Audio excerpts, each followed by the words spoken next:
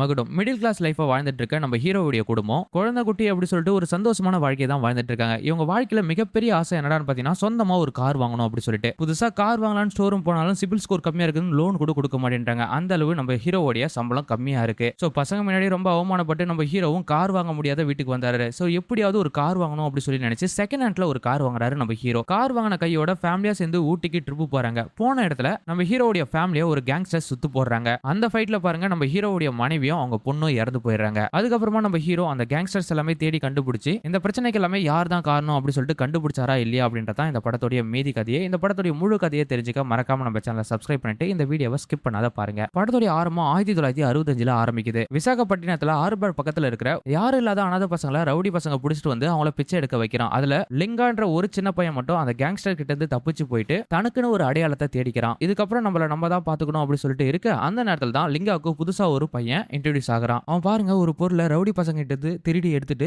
அங்கிருந்து ஓடி வந்துடுறான். அந்த பொருளை பாருங்க நம்ம லிங்காவும் அந்த பையனும் சேர்ந்துட்டு ஒரு கடையில போயிட்டு வியாபாரம் பண்றாங்க. அந்த சின்ன பசங்களுக்கு பாத்தீங்கன்னா ஒரு குறிப்பிட்ட காசு கிடைக்குது. அதுக்கப்புறம் இவங்க ரெண்டு பேருமே ஃப்ரெண்ட்ஷிப்பா பழக ஆரம்பிக்கிறாங்க. இவங்க ரெண்டு பேருமே சேர்ந்துட்டு ஒரு பிளான போட ஆரம்பிக்கிறாங்க. அது என்னடா பிளான் பாத்தீங்கன்னா, இன்னைக்கு நம்ம கிட்ட எதுவுமே இல்ல, ஆனா ஒரு நாள் இந்த விசாகப்பட்டினத்துல இருக்கிற அந்த கப்பலை நம்ம விலைக்கு வாங்கணும் அப்படி சொல்லி நினைக்கிறாங்க. சோ அங்க கட் பண்ணா இப்ப 2025 கரண்ட் சிச்சுவேஷன் தான் காட்டுறாங்க. நம்ம ஹீரோ ஒரு மெடிக்கல் ரெப்பா ஒரு ஹாஸ்பிட்டலுக்கு போயிட்டு அவருடைய மெடிசன்ஸ் எல்லாமே ப்ரொவைட் பண்ணிட்டு வந்துட்டு இருக்காரு. நம்ம ஹீரோக்கு இந்த படத்துல கிருபாகர்னு பேரு. ஒரு ஹாஸ்பிட்டலா ஏறி இறங்கி அவருடைய மெடிக்கல்ஸ் எல்லாமே ப்ரொவைட் பண்ணிட்டு இருக்க எல்லா ஹாஸ்பிட்டலையும் ரிஜெக்ட் தான் பண்ணாங்க நம்ம ஹீரோவை. ஏன்னா இவரை விட கம்மியான செலவுல மெடிசன்ஸையும் கொடுக்குறாங்க. அது மட்டும் இல்லாம இல்லீகலா மார்க்கெட்லயே கிடைக்காத மெடிசன்ஸை கூட சாதாரணமா இந்த மெடிக்கல் ரெஃப் எல்லாமே ப்ரொவைட் பண்றாங்க. சோ அதனால நீ வேணாம் அப்படி சொல்லிட்டு ரிஜெக்ட் பண்றாங்க. சோ சோகமா வீட்டுக்கு போன நம்ம ஹீரோ இன்னைக்கு வேலை இதுதான் அப்படி சொல்லிட்டு மனசுல நினைச்சிட்டு அடுத்த வேலையை பார்க்க ஆரம்பிக்கிறாரு. அப்பதான் ஒரு விஷயம் புரிய வருது. நம்ம ஹீரோ ஒரு ஃபேமிலி மேன், 2 குழந்தைங்க இருக்காங்க. சோ ஒரு சாதாரணமான குடும்பத்துல வாழ்ற நம்ம ஹீரோவும் அவங்க ஃபேமிலியும் பெரிய கனவா இருக்கிறது என்னடா சொந்தமா ஒரு கார் வாங்கணும் அப்படி சொல்லி நினைக்கிறாங்க. கார் வாங்கணும்னு நினைக்கிறாரு வச்சு அவர் கையில காசு இல்ல. பசங்க ஆசைக்கு என்னங்க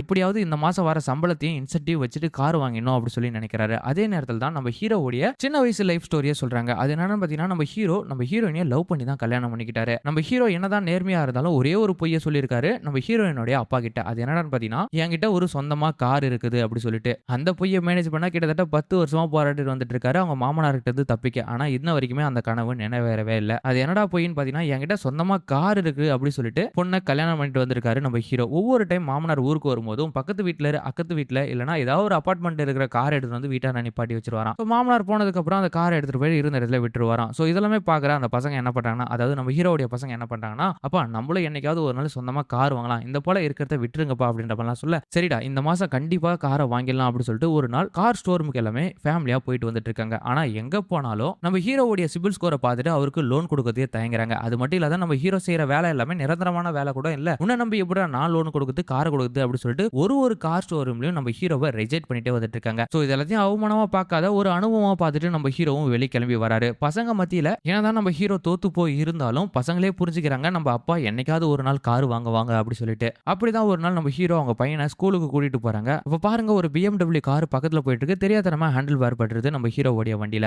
உடனே அந்த BMW இருந்து இறங்கின அந்த ஓனர் என்ன பண்றாருன்னா, ஏண்டா என் கார் டயர் ரேஞ்ச் கூட இல்ல உன் வண்டி என் வண்டியை டச் பண்ணலாமா அப்படி சொல்லிட்டு ரொம்ப அவமானமா பேசுறான். இதை பார்த்தா அவங்க பையனும், அப்பா நீ என்ன பண்ணுவியோ ஏது பண்ணுவியோ எனக்கு தெரியாது, இன்னைக்கே ஒரு கார் வாங்கணும் அப்படின்ற மாதிரிலாம் சொல்ல, அன்னைக்கே பாருங்க நம்ம ஹீரோ ஒரு BMW காரை செகண்ட் ஹேண்ட்ல வாங்குறாரு. அன்னைக்கு எதுவும் பார்த்து நம்ம ஹீரோவுடைய மாமனாரும் வர, என் மாப்பிள்ள உண்மையாலுமே கார் வாங்கிட்டான் அப்படி சொல்லிட்டு ரொம்ப சந்தோஷப்படுறாரு. அது மட்டும் இல்லாத இந்த காரை முதல் ரவுண்டே என் மாமனாரை தான் கூட்டு போகணும் அப்படி சொல்லிட்டு மாமனாரை கூட்டிட்டு போயிட்டு ரவுண்ட் அடிச்சுட்டு வந்துட்டு இருக்க. இப்படியே நம்ம ஹீரோவுடைய ஃபேமிலி ஒரு ஸ்மூத்தான ஃபேமிலியா போயிட்டு இருக்கு. அந்த காரை எடுத்துட்டு ஒரு நாள் ஊட்டிக்கு போலாம் அப்படி சொல்லிட்டு ஒரு ட்ரிப் கிளம்பி போறாங்க. சோ இவங்க ஊட்டிக்கு ட்ரிப் போயிட்டு இருக்க அந்த நேரத்துல இங்க கட் பண்ணா கரண்ட் சிச்சுவேஷன்ல லிங்கான்ற அப்படி சொல்லிட்டு பெரிய ஒரு கேங்ஸ்டரை காட்டுறாங்க. இந்த கேங்ஸ்டர் யாரு அப்படி சொல்லிட்டு கதையோட நகவுல சொல்றேன். சோ இந்த கேங்ஸ்டர் விசாகப்பட்டினத்துல இருக்கிற பாதி கப்பலை இவர் தான் விலைக்கு வாங்கி வச்சிருக்காரு. சோ இவரை தாண்டி தான் ஒரு சரக்கு எல்லாமே வெளியே போக முடியும். அந்த அளவு மிகப்பெரிய ஒரு கேங்ஸ்டர். படத்துடைய ஆரம்பத்துல அதாவது 1965 2 பசங்களை காட்டினாங்க பாத்தியா, அந்த 2 பசங்க தான் இன்னைக்கு இவ்வளவு பெரிய கேங்ஸ்டரா மாறி இருக்காங்க. அதாவது நம்ம லிங்கா சொன்னார் பாத்தியா, என்னைக்காவது ஒரு நாள் இந்த கப்பலை நான் விலைக்கே வாங்கி தீருவேன் அப்படி சொல்லிட்டு அதை இப்ப நிரூபிச்சு காட்டிட்டாரு. சோ இப்ப ஒரு 2 கேங்ஸ்டரா பாக்கிறதுக்காக தான் நம்ம லிங்காவும் அவருடைய ஃப்ரெண்டும் போயிட்டு இருக்காங்க. சோ வெளிநாட்டுல இருந்து வர சரக்கு எல்லாமே உன்னை தாண்டி தான் போகுது, எப்பதான் நாங்க டைரக்டா எடுக்க போறோம் அப்படின்ற மாதிரிலாம் நம்ம லிங்கா கிட்ட டீல் பேசிட்டு வந்துட்டு இருக்க. இந்த சரக்கும் இந்த இடமும் என்னது, சோ என்னை தாண்டி தான் எந்த ஒரு சரக்கா இருந்தாலும் நீங்க டிஸ்ட்ரிபியூட் பண்ணணும் இறக்கணும் அப்படின்ற மாதிரிலாம் சொல்ல, சோ அதை கேட்டு கப் சுப்னு கம்முன்னு ஆயிராங்க. அதுக்கப்புறம் நம்ம லிங்காவும் அங்க இருந்து கிளம்பி வந்துட்டாரு. ஆனா இங்க 2 பேர் கேங்ஸ்டர் இருக்காங்க பாத்தியா, நம்ம லிங்காவை எப்படியாவது போட்டு தள்ளிட்டு அந்த இடத்துக்கு நம்ம வரணும்டா அப்படி சொல்லிட்டு நினைக்கிறாங்க. இவனை போட்டு தள்ள ஏதாவது ஒரு வழியை தீட்டிட்டு இருக்க. நம்ம லிங்காவே தொடர்ந்து ஃபாலோ பண்ணிட்டு வந்துட்டு இருக்க. கட் பண்ண இந்த சைடு நம்ம ஹீரோ கிருபாகரன் தான் கட்டுறாங்க. கிருபாகரன் ஃபேமிலியோட ஊட்டியை என்ஜாய் பண்ணிட்டு வந்துட்டு இருக்க. திடீர்னு பார்த்தா ஒரு சில கேங்ஸ்டர் நம்ம கிருபாகரனுடைய காரை மட்டும் ஃபாலோ பண்ணிட்டு வந்துட்டு இருக்காங்க. என்ன இந்த கார் நம்மளே ஃபாலோ பண்ணிட்டு வந்துட்டு இருக்காங்க அப்படி சொல்லிட்டு நம்ம ஹீரோவும் காரை ஓரம் கட்டி நிப்பாட்டுறாரு. திடீர்னு பார்த்தா அந்த காருக்குள்ள இருந்து 4-5 பேர் இறங்கி நம்ம ஹீரோவே சுத்தி முத்தி பார்த்துட்டு வந்துட்டு இருக்காங்க. அது மட்டும் இல்லாத வேற ஒரு கேங்ஸ்டருக்கு அனுப்புறான். அவன் பார்த்துட்டு என்ன பண்றான்னா விசாகப்பட்டினத்துல இருக்கிற மொத்த கேங்ஸ்டர் லிஸ்ட்டுக்கும் அனுப்புறான். இது லிங்கா தானே அப்படி சொல்லிட்டு. அதாவது ஃபேஸ் கட்ல நம்ம லிங்காவும் கிருபாகரனும் ஒரே மாதிரி இருப்பாங்க. சோ இவனை சும்மா விடக்கூடாது, அவன் ஃபேமிலியை அடிச்சு தூக்கணும் அப்படின்ற மாதிரிலாம் லெனின் சொல்லிட்டு ஒரு ரவுடி ஆர்டர் கொடுக்க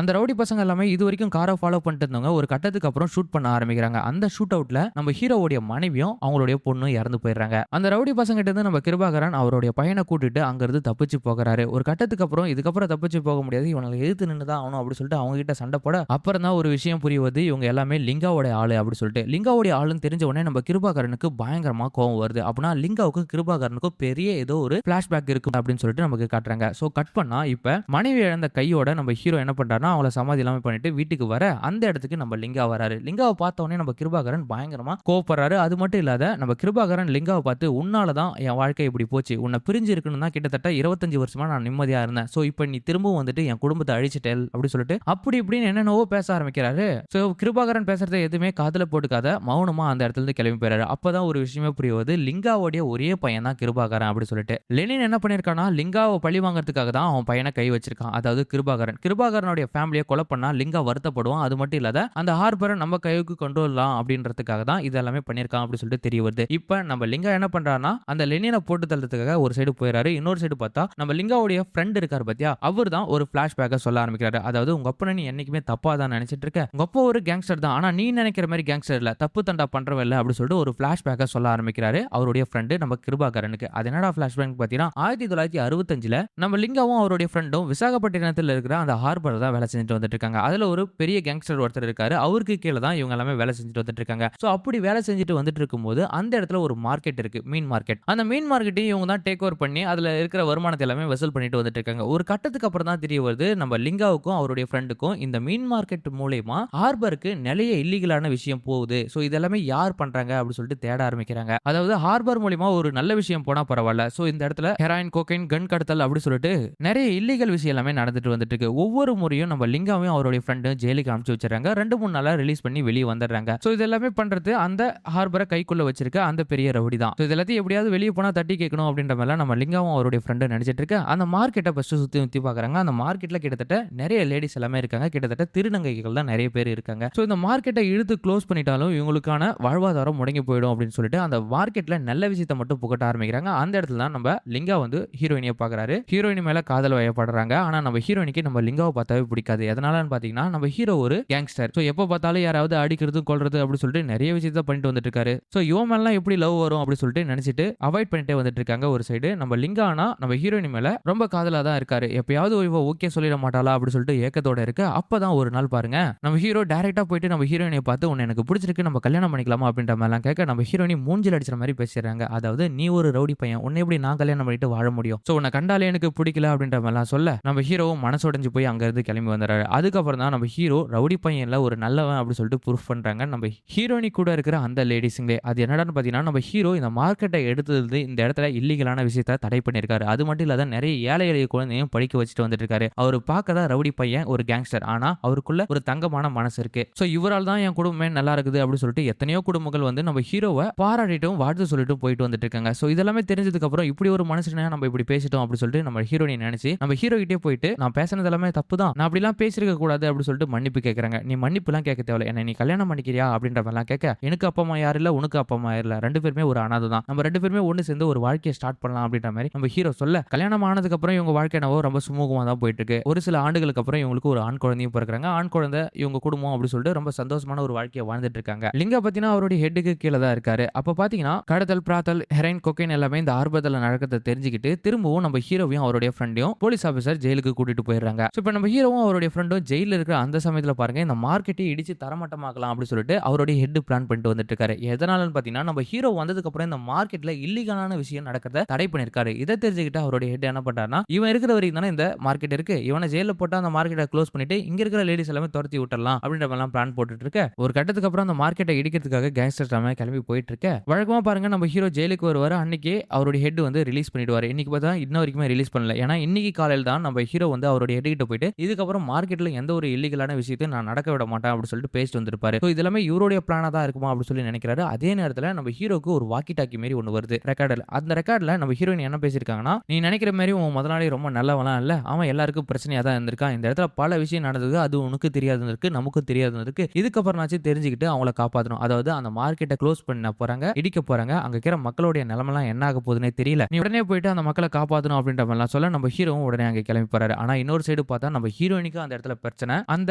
ஹெட்னால. நம்ம ஹீரோவும் அந்த மார்க்கெட்ல இருக்கிற மக்கள் எல்லாமே காப்பாத்திட்டு வீட்டுக்கு வந்து பார்த்தா இந்த இடத்துல நம்ம ஹீரோயினி குத்துயிரும் கொலவுயிருமா இருக்காங்க. அதாவது வில்லன்கள் வந்து இங்க வந்து அட்டாக் பண்ணிட்டு போயிட்டு இருக்காங்க. ஆக்சுவலா சொல்ல போனா நம்ம ஹீரோயினி ஒரு டேப் ரெக்கார்ட் கொடுத்தாங்க பத்தியா, அந்த ரெக்கார்ட்ல அங்கேயும் பிரச்சனை இங்கேயும் பிரச்சனை தான் சொல்லியிருப்பாங்க. இதை நம்ம ஹீரோ வந்து காதுல வாங்கிட்டு இருக்க மாட்டாரு. முதல்ல என்ன விட்டுட்டு மார்க்கெட்டை போய் பாரு அப்படின்ற மாதிரி தான் சொல்லியிருப்பாங்க. ஏன்னா ஒத்த உசுறு போனாலும் அங்க கிட்டத்தட்ட நூத்துக்கணக்கான உசுறுகள் இருக்கு. அதனால நம்ம ஹீரோ மார்க்கெட்டுக்கு கிளம்பி போயிருப்பாரு. அதுக்கப்புறம் தான் இங்க ஹீரோயினியை பார்க்கறதுக்காக வீட்டுக்கு வந்திருப்பாரு. இங்க பாத்தீங்கன்னா நம்ம ஹீரோயினி ரொம்ப முடியாது இருப்பாங்க. அந்த நேரம் பாருங்க நம்ம ஹீரோவுடைய அதாவது நம்ம லிங்காவுடைய பையன் கிருபாகரன் பாத்தி அவன் சின்ன பையனா தான் இருப்பான். அப்போ வந்து அப்பாவை தப்பா தான் புரிஞ்சுக்கிறான். எதனால குடும்பத்தை தாண்டி அவர் அந்த மார்க்கெட் தான் முக்கியம் அப்படி சொல்லிட்டு போறாரு அப்படி சொல்லிட்டு. ஆனா நம்ம ஹீரோயினி தான் சொல்லியிருப்பாங்க எங்களை தாண்டி நீ அவங்கள தான் ஃபர்ஸ்ட் பார்க்கணும் அப்படி சொல்லிட்டு. ஆனா நம்ம கிருபாகரன் மட்டும் அதாவது சின்ன வயசுல தப்பா புரிஞ்சிருப்பாரு. அம்மா இறந்ததுக்கான காரணமே அப்பா தான் அப்படி சொல்லி நினைச்சிட்டு வந்திருப்பாரு. சோ இதுதான் நடந்துச்சு அப்படின்ற மாதிரிலாம் நம்ம ஹீரோ அதாவது லிங்காவுடைய ஃப்ரெண்டு நம்ம கிருபாகரனுக்கு டீட்டெயிலா எக்ஸ்பிளைன் பண்றாரு. அப்ப கூட பாருங்க கிருபாகரன் அதை நம்பல. நான் சொல்றத நம்ப மாட்டேன்னு தெரியுது. ஆனா நீங்க அம்மா சொன்னா நம்பவே இல்லை அப்படி சொல்லிட்டு அந்த டேப் ரெக்கார்டை எடுத்து காட்டுறாங்க. அதுக்கப்புறம் தான் அவருக்கு ஒரு விஷயமே புரிய வருது. அதாவது இவ்வளவு நாளா இந்த விஷயத்தை ஏன் என்கிட்ட சொல்லாத மறைச்சிங்க, இவ்வளவு நாளா எங்க அப்பாவை நான் தப்பா தானே நினைச்சிட்டு இருந்தேன் அப்படின்ற மாதிரிலாம் நம்ம கிருபாகரன் சொல்ல உங்க அப்பா தான் இதை சொல்ல வேணாம்னு சொன்னாரு. ஸோ என் மனைவி இழந்ததுக்கு ஒரு தண்டனையா இதை என் பையன்கிட்ட சொல்ல வேணாம், அவன் என்னைக்குமே என்ன தப்பான ஆளாவே நினைக்கிட்டோம் அப்படின்ற மாதிரிலாம் சொல்லி வச்சிருப்பாரு போல. அதை சொன்ன உடனே நம்ம